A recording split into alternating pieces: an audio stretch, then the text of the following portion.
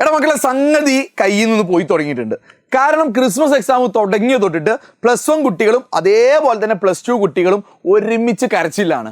കാരണം എല്ലാവരും വിചാരിച്ചു ക്രിസ്മസ് എക്സാം അവസാന സമയത്ത് പോയിട്ട് നമുക്കൊരു മല മറിക്കാന്നൊക്കെ ആയിരുന്നു. എന്നാൽ എക്സാം തുടങ്ങിയതിന് ശേഷം പടേ പൊട്ടിക്കൊണ്ടിരിക്കുകയാണ്.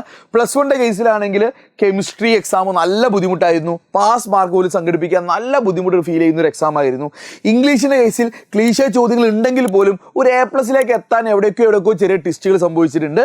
ഇനി മാത്സിൻ്റെ കേസിൽ കഴിഞ്ഞ മാത്സിന് +1 എന്താ സംഭവിച്ചു വെച്ച് കഴിഞ്ഞാൽ സംഭവം ഒറ്റ നോട്ടത്തിൽ എളുപ്പമാണെങ്കിലും ഉത്തരത്തിലെത്താൻ പറ്റാത്തൊരു പ്രശ്നം മാത്സിലും ഫീൽ ചെയ്തിട്ടുണ്ട്. ഇനി വരാൻ പോകുന്ന ഫിസിക്സിൻ്റെ കേസ് അത് തന്നെ ആയിരിക്കും. കാരണം ഇവിടെ ഒരു ക്ലിയർ സൂചന, ക്ലിയർ ട്രെൻഡ് ഉണ്ട്. കാരണം +2വിൻ്റെ വെച്ച് അനലൈസ് ചെയ്യുകയാണെങ്കിൽ +2വിന് കഴിഞ്ഞ എക്സാംസ് ഒന്ന് ഫിസിക്സ് ആണ്, ബുദ്ധിമുട്ടായിരുന്നു. കുട്ടികൾക്ക് നല്ല രീതിയിൽ വെള്ളം കുടിപ്പിച്ചിട്ടുണ്ട്. ഫുൾ മാർക്കൊന്നും ഒരുപാട് പേർക്ക് ഉണ്ടാവില്ല, A+ പോലും കിട്ടുന്നുണ്ടാവില്ല. ഇനി മാത്സിൻ്റെ കേസിലാണ് മാത്സ് നല്ല ബുദ്ധിമുട്ടായിരുന്നു. +2 മാത്സ് കിടിലൻ ക്വസ്റ്റ്യൻ പേപ്പർ ആയിരുന്നു. അതിൻ്റെ കൂടെ സുവോളജി നല്ല ടഫായിരുന്നു. ബോട്ടണി വലിയ കുഴപ്പമില്ലാതെ എങ്ങനെയൊക്കെയോ കഴിഞ്ഞു പോയി. പിന്നെ ഇംഗ്ലീഷ് +2വിന് ഇംഗ്ലീഷ് വലിയ കുഴപ്പമില്ലാതെ കഴിഞ്ഞു പോയി. അപ്പോൾ ഓവറോൾ നോക്കുമ്പോൾ +1 ആണെങ്കിലും +2 ആണെങ്കിലും പണി പാളിക്കൊണ്ടിരിക്കുകയാണ്. എല്ലാ സബ്ജക്റ്റിലും പാറ്റേൺ മാറിക്കൊണ്ടിരിക്കുന്നുണ്ട്. അപ്പോൾ നിങ്ങളെ സംബന്ധിച്ചോളം ഇനി ഫിസിക്സിന് ഇനി വരാനുള്ള എക്സാം ഫിസിക്സ് ആണ്. അപ്പോൾ നിങ്ങൾ ലാസ്റ്റ് മൊമെന്റിൽ ചെയ്യുന്ന ചില മിസ്റ്റേക്കുകൾ ഞാൻ പറഞ്ഞുതരാം. നിങ്ങളിൽ പല ആൾക്കാർ പല കാറ്റഗറി പല ടൈപ്പുള്ള സ്റ്റുഡൻസ് ആണ്. പലരും പഠിക്കുന്ന രീതികൾ വേറെയാണ്.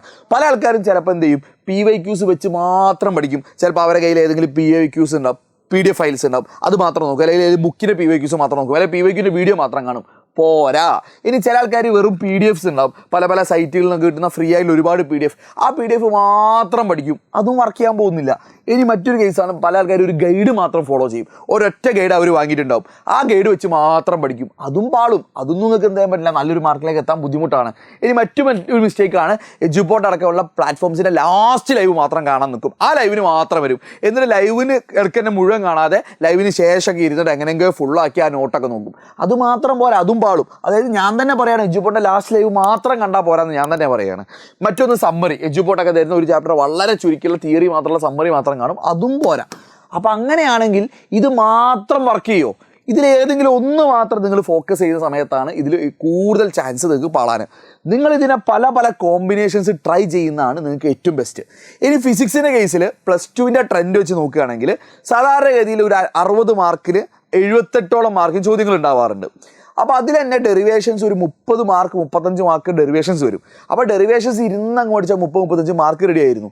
എന്നാൽ +2 കുട്ടികളെ സംബന്ധിച്ചോളം ഈ ലേറ്റസ്റ്റ് ക്രിസ്മസ് എക്സാമിന് ഡെറിവേഷൻസ് വെറും 10 മാർക്കിനാണ് വന്നത്.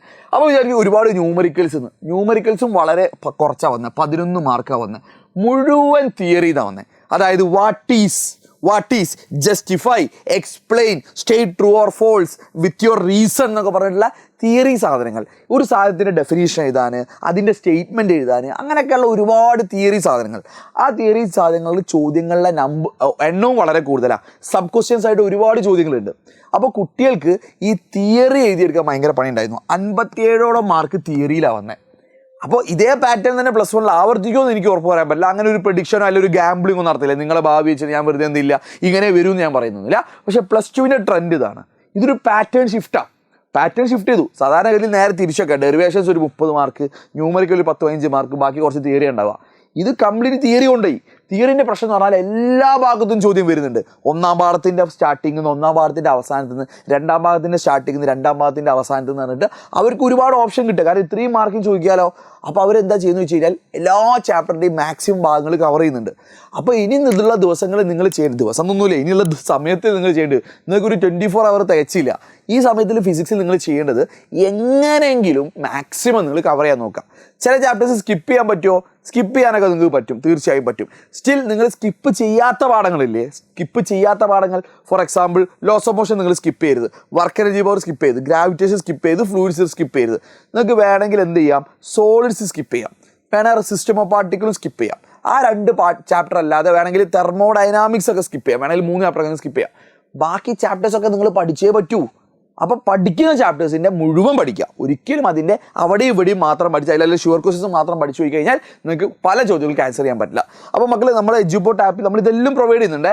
അപ്പോൾ നമ്മൾ യൂട്യൂബിൽ നോക്കുകയാണെങ്കിൽ, എക്സാം സമയത്ത് നോക്കുകയാണെങ്കിൽ കഴിഞ്ഞ 3 ലൈവുകളിലായിട്ട്, അതായത് മുഴുവൻ ഡീറ്റെയിൽ ആയിട്ട് ഈ പറഞ്ഞ തിയറി ആയാലും ഡെറിവേഷൻസ് ആണെങ്കിലും ന്യൂമറിക്കലും എല്ലാം കൂടി ഇൻക്ലൂഡ് ചെയ്ത് മൂന്ന് ലൈവ് എടുത്ത് നിങ്ങൾക്ക് അത് കാണാം. അത് നമ്മുടെ ചാനലിൽ ലൈവ് സെഷൻ നിങ്ങൾക്ക് എടുത്തു നോക്കി കഴിഞ്ഞാൽ അവിടെ കാണാൻ പറ്റും. ചാപ്റ്റർ 1 to 3 ചെയ്തിട്ടുണ്ട്, 4 to 7 ചെയ്തിട്ടുണ്ട്, അതേപോലെ എന്ത് ചെയ്തിട്ടുണ്ട്, ചാപ്റ്റർ 8 to 11 ചെയ്ത് 3 പാർട്ടായിട്ട് മുഴുവൻ സാധനം ഉണ്ട്. നിങ്ങൾക്ക് ആവശ്യമുള്ള ഭാഗം മാത്രം സ്കിപ്പ് ചെയ്ത് കണ്ടോ, 2x2 കണ്ടോ, അതിൻ്റെ നോട്ട്സ് ഡൗൺലോഡ് ചെയ്ത് പഠിച്ചോ, നോ പ്രോബ്ലംസ്. ഇനി അത് പോരാഞ്ഞിട്ട് നമ്മളിവിടെ വീഡിയോസ് ആയിട്ട് എന്ത് ചെയ്യുന്നുണ്ട്, ഇതേപോലെ ഷോർട്ട് വീഡിയോസ് അപ്ലോഡ് ചെയ്യുന്നുണ്ട്. ഓരോ ചാപ്റ്റർ വളരെ കുറഞ്ഞ സമയത്ത്. ഇത് മാത്രം മതിയോ? തീർച്ചയായും പോരാ. ഞാൻ പറയും ഇത് മാത്രം പോരാ.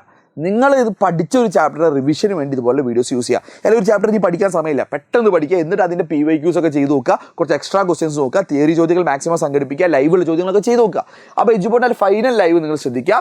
ഫൈനൽ ലൈവ് ഇന്ന് 7 മണിക്കുണ്ട്. 7 മണിക്ക് നമ്മൾ ഈ പറഞ്ഞ സാധനമൊക്കെ മാക്സിമം അഡ്രസ്സ് ചെയ്യാൻ നോക്കുന്ന രീതിയിൽ മാക്സിമം പുതിയ ചോദ്യങ്ങൾ ഇൻസേർട്ട് ചെയ്തിട്ടുള്ള ഒരു ക്വസ്റ്റ്യൻ പേപ്പർ സെറ്റ് ആക്കിയിട്ടുണ്ട്. അപ്പോൾ അതായിരിക്കും ഇന്ന് ലൈവിൽ ഡിസ്കസ് ചെയ്യുക. അപ്പോൾ അതിൻ്റെ ലൈവ് ലിങ്ക് ലൈക്ക് ചെയ്താൽ നിങ്ങൾ മറന്നു വേണ്ട. അപ്പോൾ പറഞ്ഞത് നിങ്ങൾ സീരിയസ് ആയിട്ട് കാണാം. അപ്പോൾ പേടിക്കൊന്നും വേണ്ട, ഞങ്ങൾ കൂടെ ഉണ്ട്. നിങ്ങൾ പ്രോപ്പറായി പഠിക്കുക, സപ്പോർട്ട് ഞങ്ങളുടെ ഭാഗത്ത് നിന്ന് നിങ്ങൾ ചെയ്യാം കേട്ടോ.